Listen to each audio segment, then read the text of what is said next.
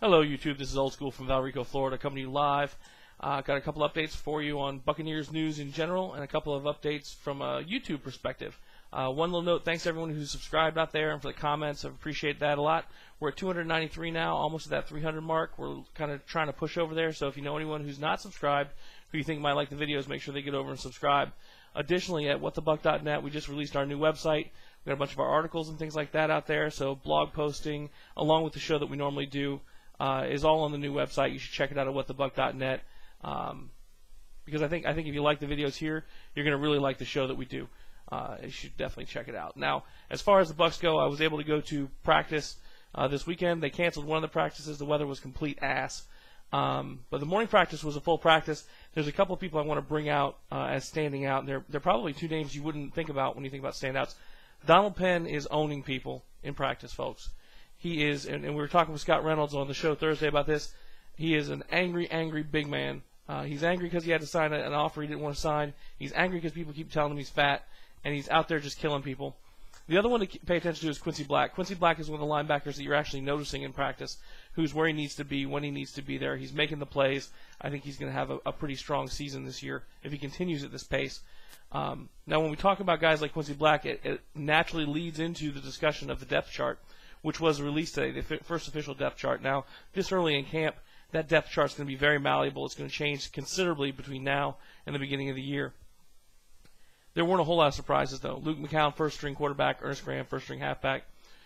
No surprises, actually, at all that I could see where people would be like, oh, man, I didn't see that coming.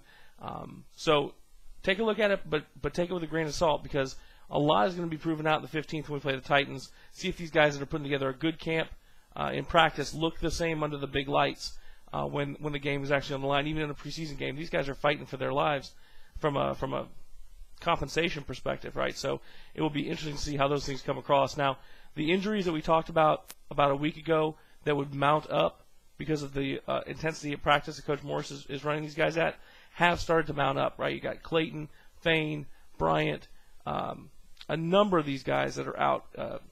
Oh, hell, who the hell else is out? Winslow's been out.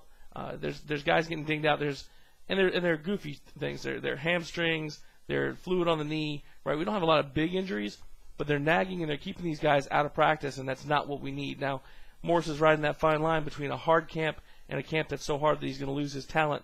He doesn't want to do that. I think that also played into them canceling the practice on Saturday. I mean, the weather was nasty, certainly, but I think that they wanted the break and they needed the break, and that's fine. If they needed the break, then go get it. The other thing to bring up was there was a comment made by Coach Morris that Kellen Winslow was a little bit too manic, essentially. His highs were too high and his lows were too low. He needs to get a little bit more even-keeled on the field. I don't see that. Of course, I'm not with him the way Coach is. When I see Kellen Winslow, and I know that Penny, if she's watching this video, who's a big Browns fan and watches the show, she loves Kellen Winslow. This guy's been amazing in camp. When he's on the field, he's given a clinic, and he continues to do it.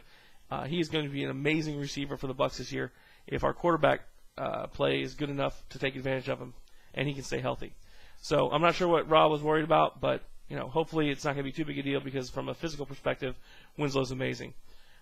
Last note, the quarterback controversy. I've been riding Byron Leftwich pretty hard, folks, but the last two practices I've been to, he's been the better quarterback.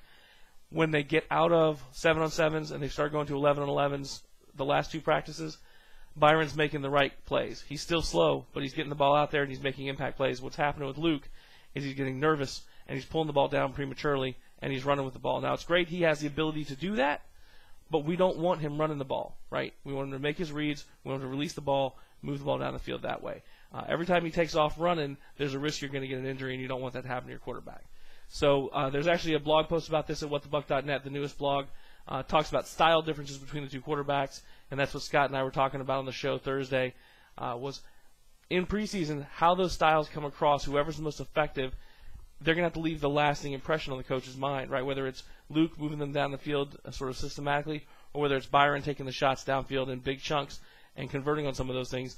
And the analogy I use in the article is it's like a fighter getting in a flurry at the end of a round to steal the round.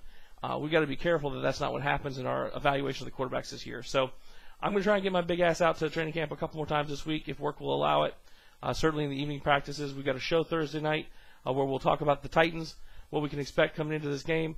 It'll be our first preview game for the year, and we'll probably be going to our 2 shows a week model starting next week. So get out to the site at WhatTheBuc.net. Let us know what you think about it.